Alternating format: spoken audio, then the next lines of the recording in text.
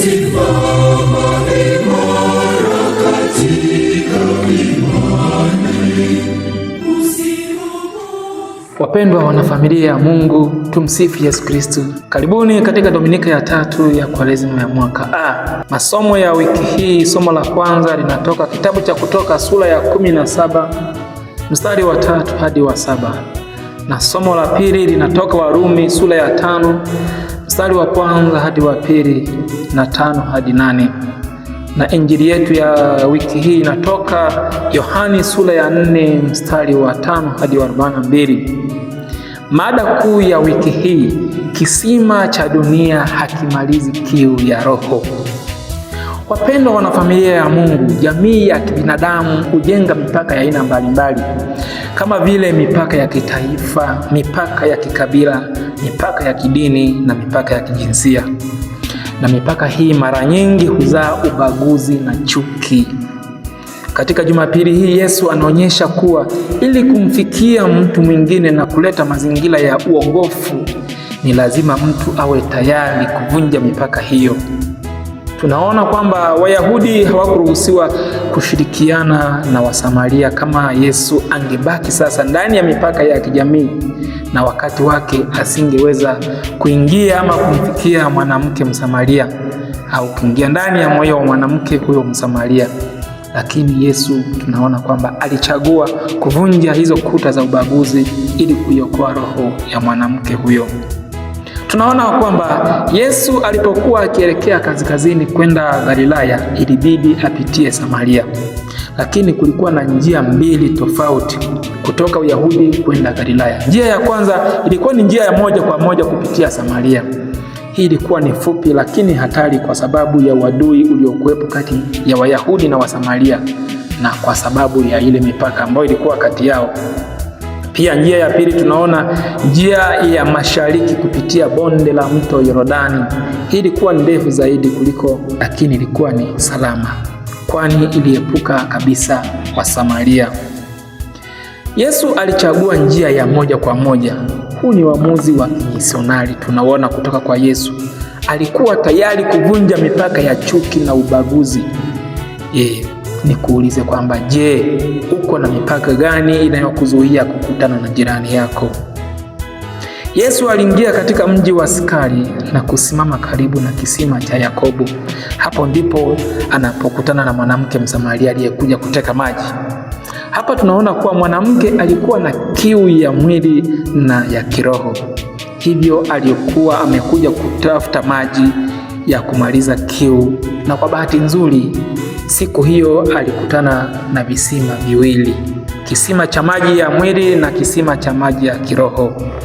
Wapendwa taifa la Mungu, kiu inaweza kuwa ya mwili au ya roho. Mara nyingi huwa zote kwa pamoja, kama ilivyokuwa kwa mwanamke Msamaria aliyekutana na Yesu katika kisima cha Yakobo. Kwa upande wa mwili tunaona kwamba alikuwa na kiu ya maji, ndiyo maana alifika kisimani kila siku. Lakini pia alikuwa na kiu ya ndani ya roho. Kiu hii ya kiroho ndiyo iliyomsukuma kutoka kwa mwanaume mmoja hadi mwingine bila kupata utimilifu wa kweli. Tunamwona huyu mwanamke Msamaria alipokutana na Yesu alikuwa tayari katika ndoa yake ya 6. Hata hivyo alimwambia Yesu, sina mume. Kauli hii inaonyesha kuwa bado alikuwa katika hali ya kutokamilika na kutoridhika, kama tulivyo wengi wetu, labda hata akitazamia uhusiano mwingine. Hivyo basi Yesu anakuja kama mwanaume wa 7 katika maisha yake huyu mwanamke, si kwa maana ya ndoa, bali kwa maana ya kuleta utimilifu wa kweli.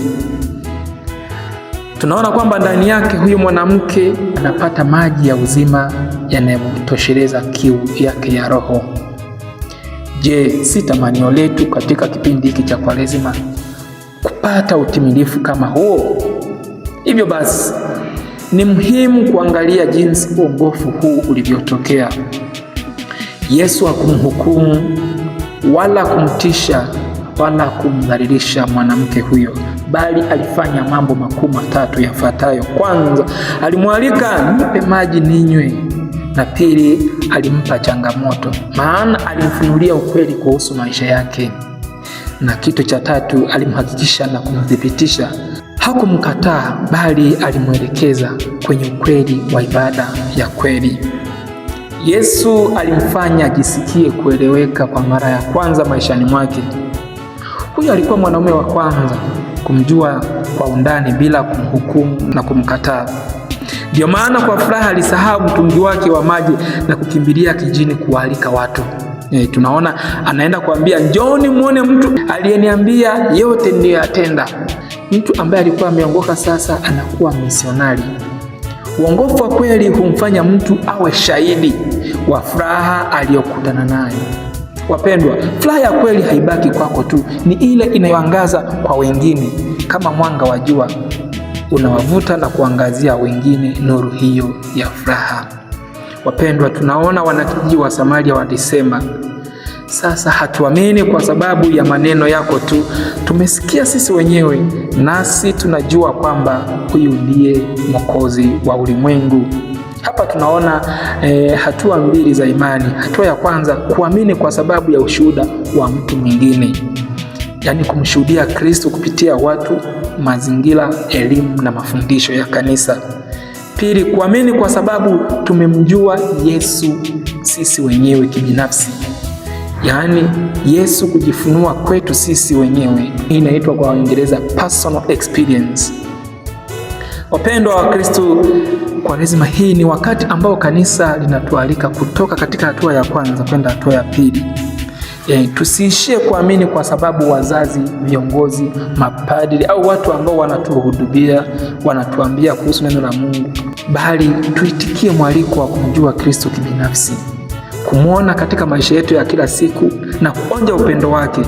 Hii njia inahitaji kujitafakari, inahitaji ukimya, inahitaji mazingira ya sala, uaminifu kwa Yesu mwenyewe na kumtazama Yesu pale msalabani kila mara na kusema, Yesu, ninakutumainia. Nipende kuhitimisha kwa kusema kwamba uongofu hutokea pale tunapovunja mipaka ya ubaguzi, tunapofungua sadaka zetu kwa wahitaji kwa njia ya kuwasikiliza, kuwajali, kuwapenda na kuwapatia vitu vya msingi ama mahitaji yao ya msingi. Pia uongofu unatokea pale tunapofungua mioyo yetu kwa Kristo, kama mwanamke Msamaria alivyofungua moyo wake kwa Kristo. Pia tunapokubali kunywa maji ya uzima anayotupatia Kristo kwa kuipokea Ekaristi katika hali ya usafi wa moyo na katika unyenyekevu, na pia kumwalika Yesu akae na sisi kama vile Wasamaria walivyomwendea Yesu wakimsihi akae kwao, naye akakaa huko siku 2. Wapendwa, katika Kwaresima hii Yesu bado anaketi kando ya kisima cha maisha yetu, anatuita kwa upole, nipe maji ninywe. Swali ni hili, je, tutamruhusu awe chemichemi ya maji ya uzima katika maisha yetu? Kama yule mwanamke Msamaria, mara nyingi tunakwenda kisima cha dunia, yaani mali, sifa na mahusiano na vitu vingine kadhalika, tukidhani vitatupatia furaha ya kudumu. Lakini Yesu pekee yake ndiye maji ya uzima.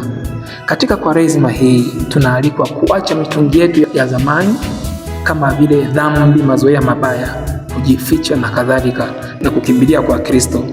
Na Kristo anapatikana kwa wahitaji kama vile wagonjwa, maskini, wafungwa, yatima, wajane na watu ambao wametengwa. Tunakumbushwa kuwa Yesu anakutana na sisi katika visima vya maisha yetu, mahali pa maumivu, aibu na kiu ya ndani. Ili atupatie maji ya uzima, ni sisi sasa kuwa tayari kunena na kumshirikisha Kristo yale yote yamo mioyoni mwetu tunayapitia, naye atatupatia maji ya uzima. Swali ni kwamba, je, ni kisima gani ninachokikimbilia kila siku? Je, nimemruhusu Yesu aniambie ukweli wa maisha yangu kama alivyomwambia mwanamke Msamaria?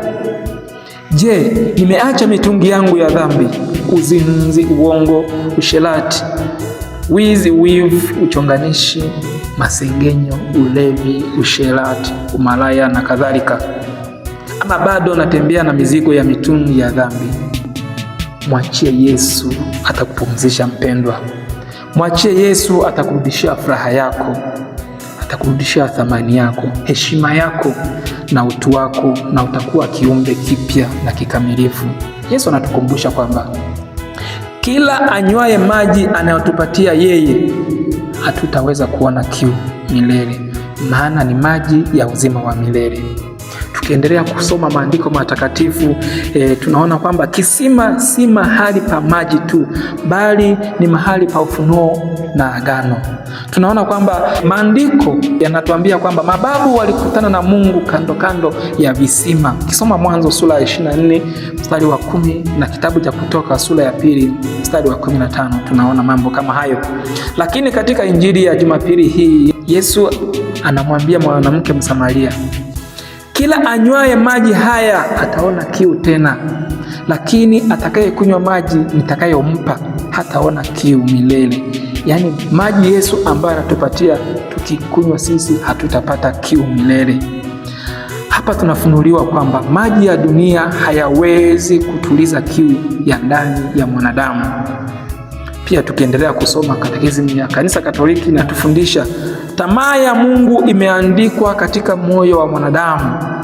Hii ndiyo kiu ya roho, na tena inasema Mungu peke yake anaweza kutosheleza tamaa hii.